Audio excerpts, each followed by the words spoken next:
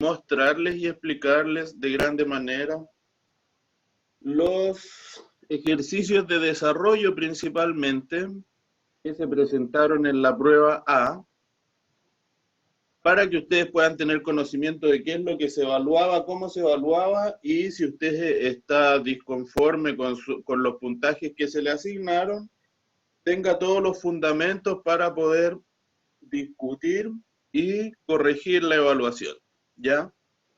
Así que eso es lo que vamos a ver hoy día.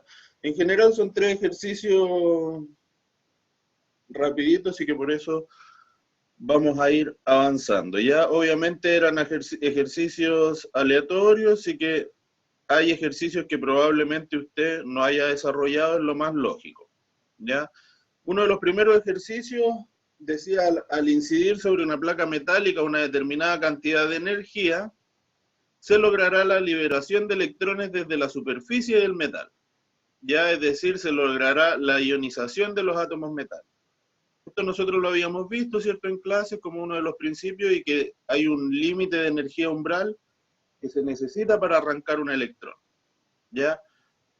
Dice, usted hace este experimento con 2 placas metálicas diferentes, una de hierro, una de sodio, y le solicitan responder las siguientes preguntas, ¿ya? A ustedes aquí en el encabezado, estos son los datos del ejercicio. A ustedes lo más importante que les daban por ahora, y que es la parte A, dice, sabiendo que la parte A era responder la energía por átomo, ¿cierto? Determine la energía necesaria para ionizar un átomo de hierro y uno de sodio. Entonces, como a mí me lo entregan por mol, y un mol de átomo, nosotros sabemos que tiene este número de átomos, ¿cierto? Nosotros simplemente en realidad le solicitábamos hacer el cambio de unidades, de que los kilojoules no estén por mol, sino que me indique cuántos kilojoules requiere solo un átomo para sufrir la ionización, ¿ya? Entonces simplemente era la conversión de moles a átomos con este factorio, el número que ustedes conocen ya de hace un tiempo. Entonces, aplicando esta misma fórmula, ustedes determinaban 1,27 por 10 a la menos 21 kilojoules por átomo para hierro, y aplicando la misma fórmula determinan 8,22 por 10 a la menos 22 kilojoules por átomo para sodio, ¿ya? Aquí en la pauta está publicada, ustedes pueden ir calculando los puntajes que se asignaron a cada una de las partes, ¿ya? Si no mal recuerdo, cada una de las preguntas parece que iba a 15, no me acuerdo bien el puntaje total de la pregunta. Ahora vamos a ver. Entonces decía, bueno, a partir de la energía calculada,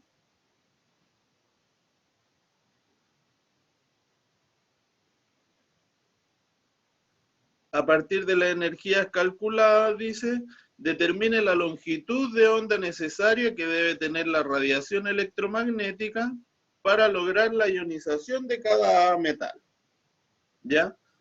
Ahora, para calcular se requiere la energía en joule, ¿ya? Entonces, lógicamente, aplicamos la conversión de kilojoule a joule, lo mismo para sodio, y luego con la energía, nosotros sabemos de que hay 2 formas de expresar la energía, como H nu, y a la vez C es igual a lambda por nu.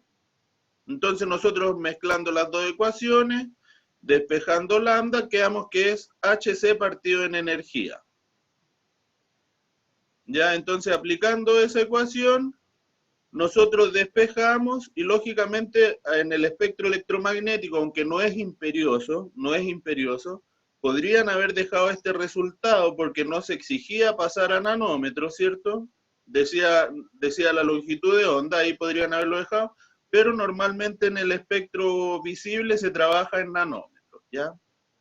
Entonces nosotros tenemos 157 nanómetros para hierro, 242 nanómetros para sodio. Ahí tenía 3,5 cada uno. Ahí vamos en 7, 14, 19, 25 puntos la pregunta. Y la última parte decía, ¿es posible ionizar los metales con luz visible? Explique brevemente, ¿ya? Hay que recordar entonces que nosotros determinamos longitudes de onda de 157 y 242. La longitud de onda visible nosotros la definimos a grandes rasgos a partir de los 400 nanómetros. ¿Ya? Entonces, como es de los 400 nanómetros, bajo 400 nanómetros, ya estas dos longitudes de onda están fuera del rango visible, son de mayor energía.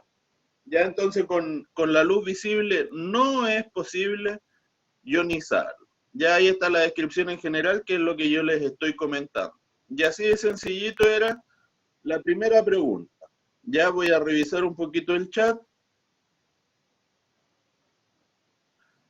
Yesa, nos quedamos un poquito al final de los ejercicios y conversamos su caso particular. Dame un minutito.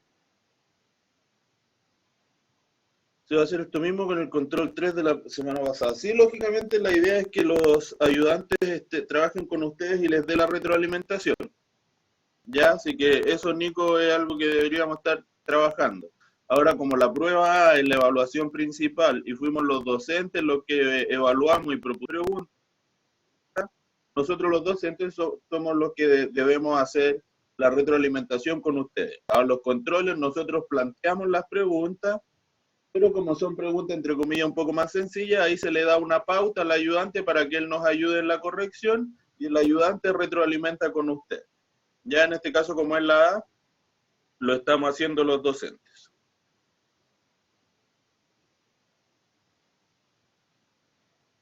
Sofi, justamente después de que yo termine la explicación de todo lo que estoy hablando, está la instancia de que usted envíe un correíto a Pato diciendo, mire, acabo de conversar con el profe Pablo, la A está en solución, la pauta está publicada, revisamos la solución que usted entregó y si está mal corregida, lógicamente se le sube la nota. Esa es la idea de la reunión de hoy, Sofía. ¿Ya? Entonces, el segundo ejercicio decía el fenómeno estudiado por Planck para plantear que la energía se encuentra cuantizada, se denomina la radiación de un cuerpo negro. ¿Ya? Planck observó que al aumentar la temperatura a la que un cuerpo negro es sometido, este presenta cambios en su coloración. ¿Ya? A partir del siguiente gráfico y tabla determine la frecuencia, la energía y la coloración. Explique brevemente por qué presenta esa coloración. Ya esas eran las tres preguntitas. Y le piden calcular eso específico para 6000 y 3000 Kelvin. Ya aquí yo vi de que varios chicos respondían todas las temperaturas igual. Ya, no sé si adjuntaron acá el gráfico. Parece que no lo metieron. Ya, sí me...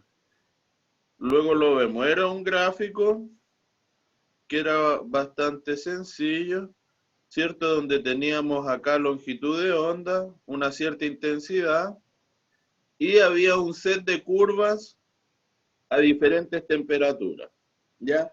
En cada una de ellas se le indicaba la temperatura y la posición del máximo, ¿ya? Entonces, a partir de esos datos, a ustedes le pedían calcular lo que mencionamos arriba.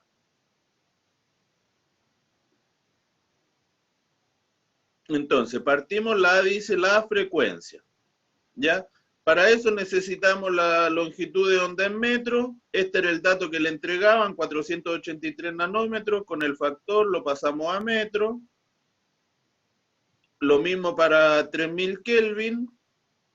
Y para el cálculo de frecuencia, entonces, ustedes simplemente ocupan C sobre lambda. Como la velocidad de la luz está en metros por segundo, nosotros por eso convertimos la longitud de onda a metros. Y la frecuencia te queda en 1 sobre segundo. Ya aplicando la misma fórmula, pero para la otra temperatura, entonces determinan las dos frecuencias simplemente utilizando esa fórmula. Ya la frecuencia era, entre comillas, facilito. La energía, entonces sabiendo la frecuencia, con la constante de Planck, aplico la ecuación de energía y determino la energía en Joule. Ya era aplicar la otra ecuación. Y dice el C, la coloración, explique brevemente. Y aquí habían dos salvedades. Nosotros les pusimos una radiación que se encontraba en el rango visible y una radiación que está sobre el rango visible ya entrando a la zona infrarroja. Ya aquí había que ser un poco más sutil, que en teoría, fuera del rango visible, no tiene color. Nuestro ojo no es capaz de percibir esa radiación, ya, pero se estima de que está en el rango de radiación infrarroja. Ya, y por otro lado, la radiación de 483, si uno sigue el espectro electromagnético, ¿cierto? Uno va en la escala de X a 483 y da de que es una coloración azul. ¿Ya? Ahí está la explicación breve, que es lo que estoy comentando yo ahora.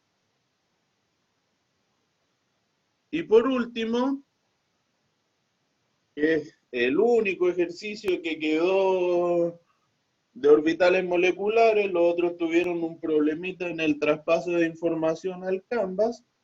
El único que quedó de orbitales moleculares dice que se tiene un gas indeterminado, del cual se sabe que es un gas diatómico del segundo periodo. Ahí ya nos quedábamos restringidos a la tablita que nosotros mostramos en clase. Y dice, se han realizado algunos experimentos con el fin de determinar a qué molécula corresponde. Ya, entonces la idea era que usted, mediante esta información, determinara qué átomo corresponde. ¿Ya? El primero dice, al ser sometido frente a un campo magnético, no se ve atraído. Ya hay que recordar acá de los fenómenos magnéticos, el diamagnetismo y el paramagnetismo. El paramagnetismo se daba en los que tienen electrones desapareados, como el oxígeno que estoy mostrando acá, que tiene estos dos electroncitos acá, o el berilio que tiene estos dos electroncitos acá. ¿Ya? Entonces nosotros ahí descartamos los paramagnetos, nos quedábamos, pueden quedarse con litio, carbono, nitrógeno y flúor. ¿Ya? Y luego con la segunda información, la molécula X2 es más estable que X menos y menos estable que X más. Y lo que había que hacer acá era determinar los órdenes de enlace. Ya con el enunciado 1, entonces se quedan con carbono, nitrógeno y flúor. Y dice que según el enunciado, ustedes, esto de más estable o menos estable, nosotros lo habíamos analizado con el orden de enlace. Ya, entonces, por ejemplo, al carbono le quito un electrón, lo dejo negativo, y queda 1.5. ¿Por qué pasa esto? Porque en el átomo de carbono, yo estoy quitando un electrón de un nivel enlazante. Entonces su orden de enlace baja un poquito. Ya baja a 0,5, que es la medida de un electrón. Por otro lado, el C2-, ahora estoy agregando un electrón, y el electrón va en un orbital enlazante. Entonces su orden de enlace sube. Con esto no se cumple lo que a nosotros nos solicitaron. ¿Ya? Vamos a tratar de escribir para que quede un poco más claro. Entonces, la gracia es X2-,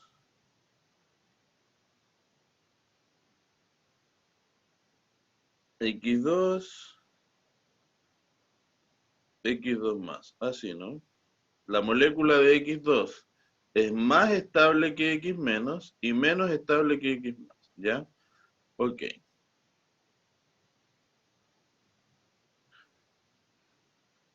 Entonces, si nosotros analizamos la molécula de carbono que nosotros dejamos acá, el carbono positivo es menos estable que carbono neutro. No nos sirve. ¿Ya? Hacemos el mismo ejercicio para nitrógeno, y aquí hay que tener la salvedad de que nitrógeno, acá le quitamos un electrón, su orden de enlace disminuye, y si le agrego un electrón, ahora yo lo agrego en un orbital antienlazante, los que tienen la estrellita. Entonces su orden de enlace también disminuye. Y quedándonos de que el negativo y el positivo son de igual estabilidad, no se nos cumple lo que nosotros nos pidieron. ¿Ya? Ahí está mejor. No se nos cumple lo que nosotros nos pidieron. Por último, el flúor se hace el mismo ejercicio y el flúor era el único que cumplía nuestra condición. ¿Ya? Entonces ahí, haciendo todo el descarte, ustedes llegaban a que el flúor era el sistema diatómico que se les entregó en el enunciado. ¿Ya? Así que esas eran las 3 preguntas de desarrollo que se evaluaron en la prueba A1. Sí que los dejo invitados. Como digo, si alguien quiere dejarme la acotación aquí, yo puedo conversar con Yesa, que es un caso específico que me dice que me mandó un correíto ayer.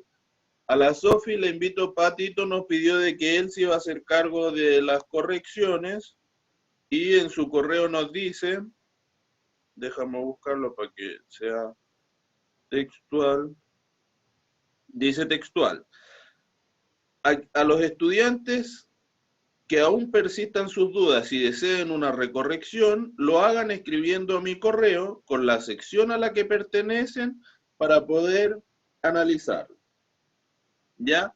Así que, Sofi, le pido de que si la duda es corta, tienen la evaluación, yo quizás lo podemos ver ahora, lo mismo le digo a Yesa. ¿Alguien más tiene dudas, chicos, de sus evaluaciones, de cómo se asignó su puntaje? Por ahora tengo a Yesabel Chats y Sofía Vela.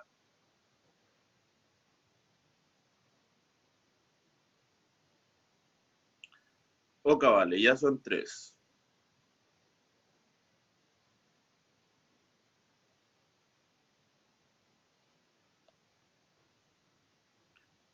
Gracias, Nico.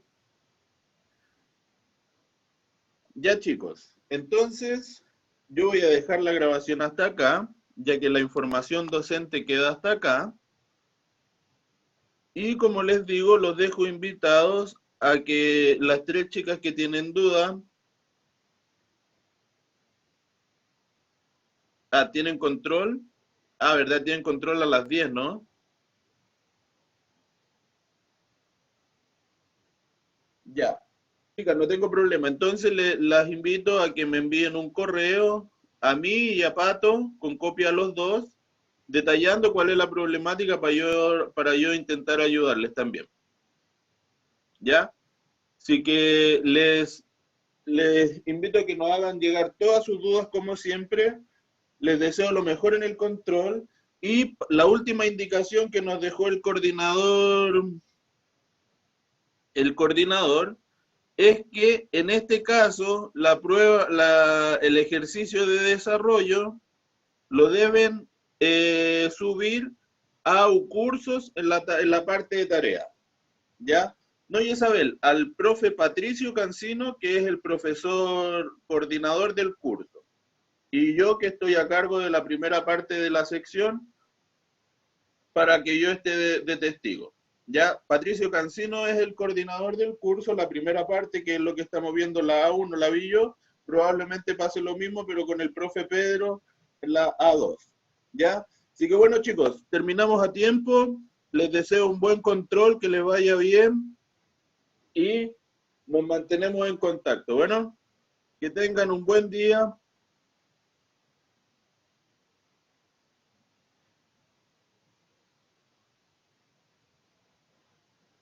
Que les vaya muy bien en el control, chicos. Les tienen que ir muy bien. Les mando un abrazo y ojalá volver a vernos pronto. Cuídense.